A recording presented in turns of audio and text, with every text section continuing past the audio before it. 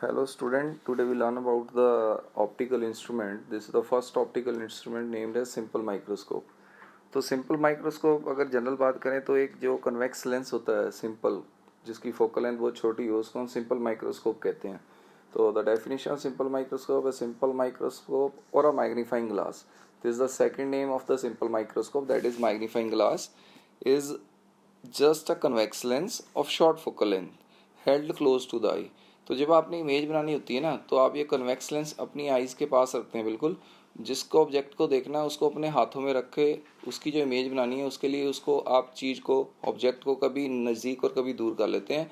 यानी जो आपका लेंस है वो बिल्कुल आपकी आईज के पास रखा होना चाहिए. चलो सर ये ठीक है. Now next one is the working principle.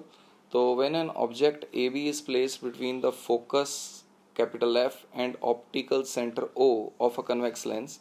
तो अभी मैं इसका डायग्राम अगली स्लाइड में बताऊंगा आपको. आपने क्या करना है, जस्ट माइक्रोस्कोप लेना है. माइक्रोस्कोप का फोकस एफ है. आपने ऑब्जेक्ट को फोकस और ऑप्टिकल सेंटर के बीच में लिख देना कि उसकी वर्चुअल इमेज बन जाए. तो वर्चुअल भी बनेगी, इरेक्ट भी बनेगी और बड़ी भी बन जाएगी. That is magnified image A dash B dash is formed on the same side of the lens of the object. तो इसको मैं अगली स्लाइड में आपको डायग्राम दिखा के फिर क्लियर करूंगा. तो इसके अलावा जो हम जब किसी भी इंस्ट्रूमेंट को डिफाइन करते हैं वो दो सिचुएशंस पे डिफाइन होता है. तो पहली सिचुएशन होती है least distance of distinct vision. This is the first situation. That is कि हमें मालूम है जो हमारी आई है किसी भी चीज़ को बिल्कुल क्लियर तब देख सकती है जब वो एटलीस्ट 25 सेंटीमीटर अवे हो.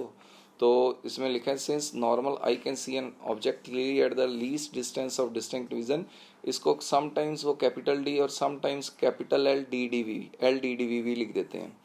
तो ये आपने याद करनी है इसकी value. The position of the lens is so adjusted the final image is formed at the L D D V from the lens. मतलब 25 सेंटीमीटर पे हमारी फाइनल इमेज बने.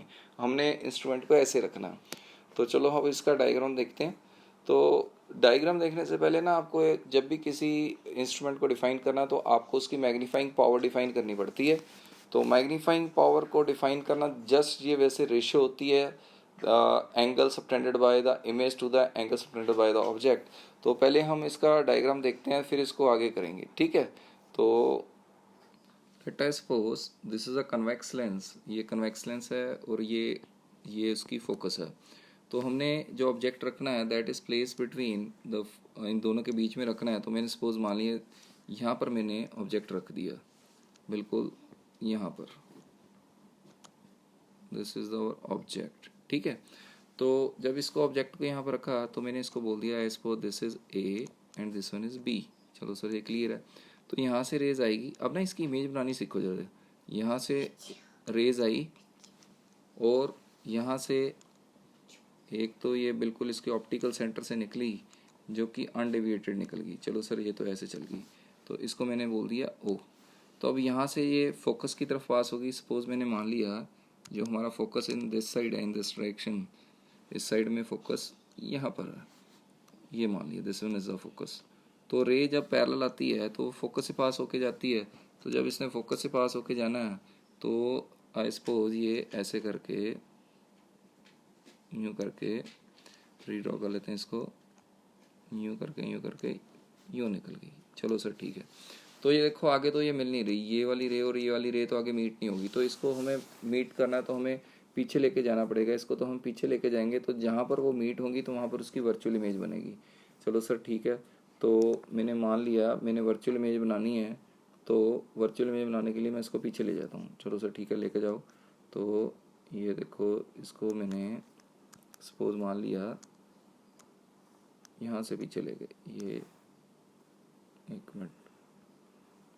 ओके स्टूडेंट्स देखो जैसे हम इसको पीछे लेके गए, इस रे को, ये वाली रे को हमने पीछे लेके गए तो ये डॉट डॉट करके लेके जाएंगे. तो ये जहाँ पर एक्चुअल रे होती है उसको डार्क करते हैं. तो ये पीछे रे जाएगी तो डॉट डॉट डॉट करके भी चल गई. यानी this is the final position of image. तो यहाँ पर इमेज बन गई. तो मैं ये कह सकता हूँ जो हमारी फाइनल इमेज है वो यहाँ पर बन गई और this is the final image. ये हमारी फाइनल इमेज आ गई. तो ये ए की, ये ए है तो ये क्या बनेगा, ये बनेगा ए डैश. और ये बी था तो इधर क्या बनेगा सर, बी बन जाएगा. This is our final position. तो हम ऐसे सेट करेंगे कि ये जो डिस्टेंस है वो एल डी डी वी का हो. यानी दिस इज 25 सेंटीमीटर. चलो सर ये हमें समझ में आ गया. तो दोबारा से देखिए, देखो एक रेज यहाँ से गई, ये जा रही है. ठीक है सर. एक रेज यहाँ पर गई सर. ठीक है. बेंड हो गई और ये ऐसे फोकस से पास होगी, ये आगे मीट नहीं हो रही, ये रे और ये रे आगे मीट नहीं हो रही, तो हम इसको जान के पीछे खींच के ले गए। तो हम इसको पीछे लेके गए तो ये हमारी वर्चुअल इमेज है, लेकिन ये बड़ी भी है, इसका साइज़ बड़ा भी है, तो इसको हम इरेक्ट भी कहेंगे। ठीक है, जिसका साइज़ बड़ा हो जाए इसको हम इरेक्ट इमेज कहते हैं। तो बेटा पहले सबसे पहले अपना मैग्नीफाइंग पावर की डेफिनेशन देख लेते हैं। जब भी आप किसी इंस्ट्रूमेंट को डिफाइन करते हो आप मैग्नीफाइंग पावर को डिफाइन करते हो। तो मैग्नीफाइंग पावर ये मैंने तब ली है कि जो फाइनल इमेज है हमारी वो LDDV पे है, ये डिस्टेंस LDDV है। ठीक है, 25 सेंटीमीटर है सर। तो इट इज़ अ रेशो, ये होती तो रेशो ही है, angle subtended at the eye by the image. ये हमारी इमेज है A', B'। तो सर हमारी आई कहाँ है, आई यहाँ बनाएंगे, तो चलो हम आई बना लेते हैं। सपोज मैंने मान लिया है ये हमारी खूबसूरत आइज़ हैं, तो दिस इज़ अवर आइज़। ठीक है, तो ये हमारी आइज़ बन गई। तो angle subtended by the eye, sorry at the eye by the image as seen through the lens. Lens से देख रहे हैं तो आई की जो ये इमेज बन रही है वो यहाँ पर बन रही है, तो ये एंगल होगा हमारा आई के कारण। तो इसको हम नाम दे देते हैं भाई, suppose this angle is beta, तो इसका हम नाम दे दिए this angle is beta, this the angle subtended by the image at the eye. And second thing है through the lens to the angle subtended by the object. अब object के कारण देखो, ऑब्जेक्ट तो यही है, ठीक है, लेकिन कब, ऑब्जेक्ट एट द अनएडेड आई, मतलब अनएडेड आई मतलब आप मानो ही मत, यहाँ पर लेंस है, when both are placed at LDDV, यानी both are placed at LDDV। Sir देखो ऑब्जेक्ट तो सर यहाँ पर लिखा हुआ है, आप डेफिनेशन में लिख रहे हो कि जो ऑब्जेक्ट है वो भी LDDV पे हो, तो देखो ऑब्जेक्ट की पोजीशन तो यही रहेगी, इस पोजीशन पे इसकी वर्चुअल इमेज बनेगी। तो लेकिन ये मैग्नीफाइंग पावर की डेफिनेशन हमेशा ही कुछ अलग सी डिफाइन होती है। तो जब आप ऑब्जेक्ट को देखो, मैं ऑब्जेक्ट को लेके नहीं जा रहा, लेकिन मैं मान रहा हूँ भी मेरा जो ऑब्जेक्ट है ये A और B, वो मैंने उसको एक बिल्कुल पैरेलल लाइन लेके यहाँ पर लिख देते हैं, this is I suppose this is a point Q।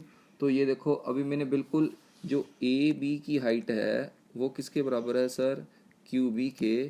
तो मैंने मान लिया, देखो ऑब्जेक्ट में लेके नहीं गया, AB की पोजीशन यही है, लेकिन मैं उसकी लेंथ ले गया, और वो जो एंगल बना रहा है अनएडेड आई में उन्होंने बोला था भी यूजिंग अनएडेड आई। अनएडेड आई का मतलब है भी यहाँ पर इसी पॉइंट पे बिल्कुल सीधा ले आइए आप।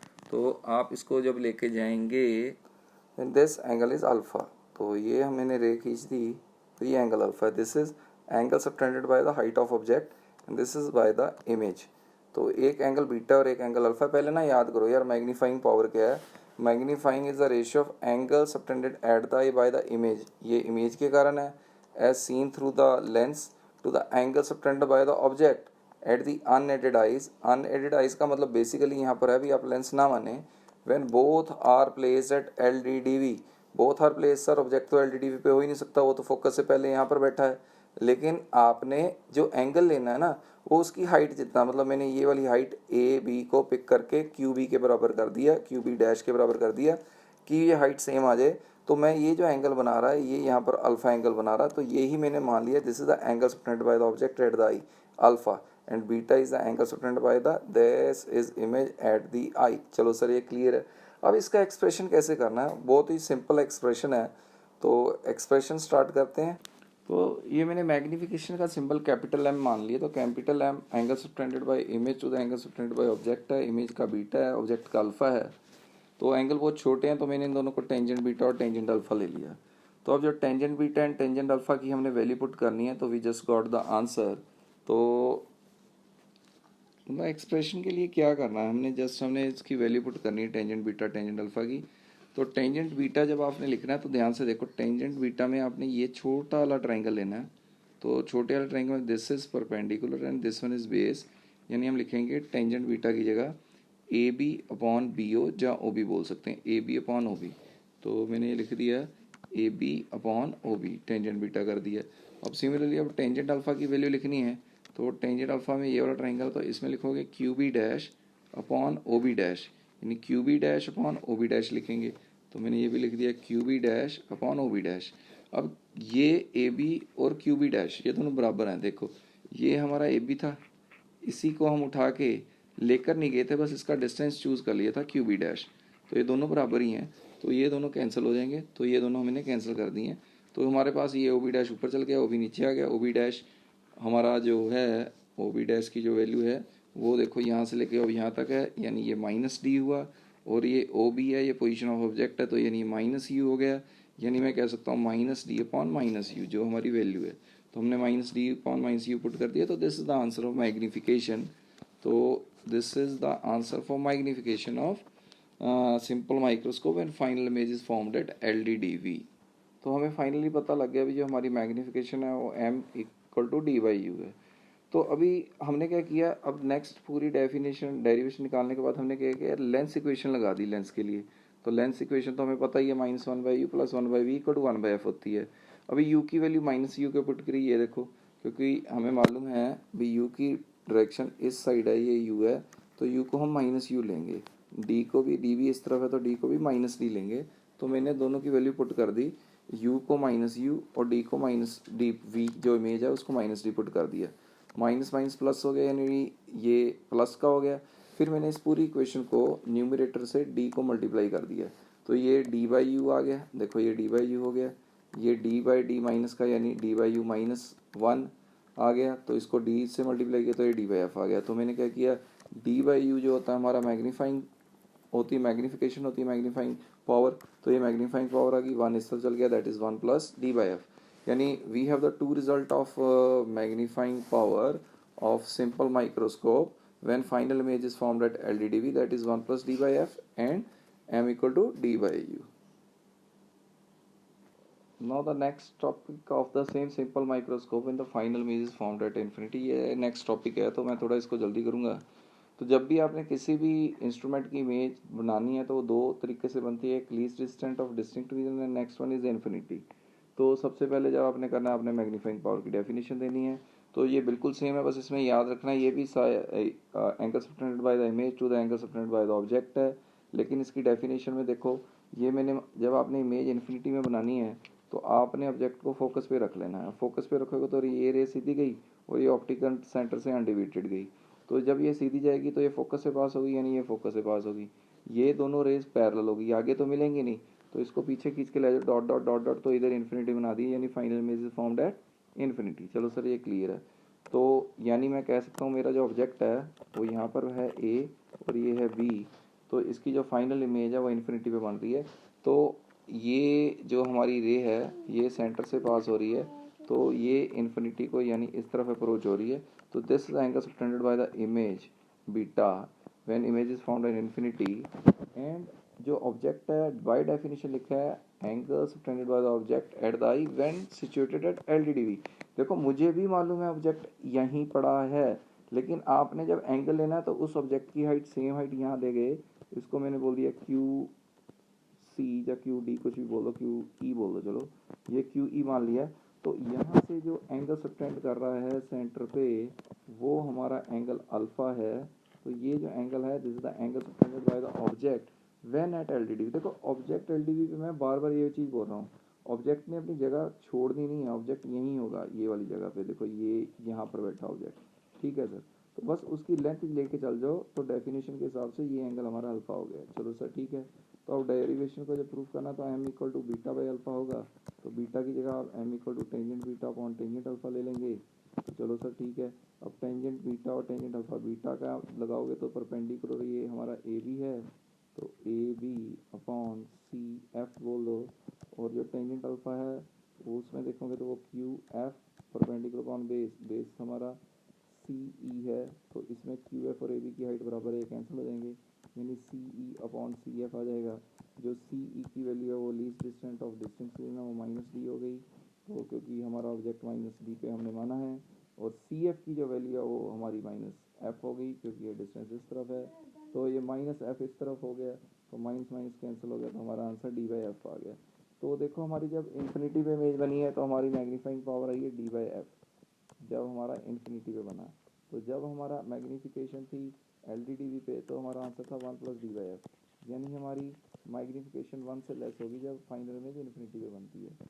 तो ये याद करना है। तो लास्ट मैंने यूजेस लिखे हैं, यूजेस जो जनरल ये जो कन्वर्जिंग लेंस है, तो इसमें हम जनरली यूज़ करते हैं, वॉच मेकर्स यूज़ करते हैं, ज्वेलर्स यूज़ करते हैं, प्रिंटेड लेटर जो बहुत बुक्स में बहुत छोटे हैं उसको देखने के लिए भी हम मैग्नीफाइंग ग्लास को यूज़ करते हैं।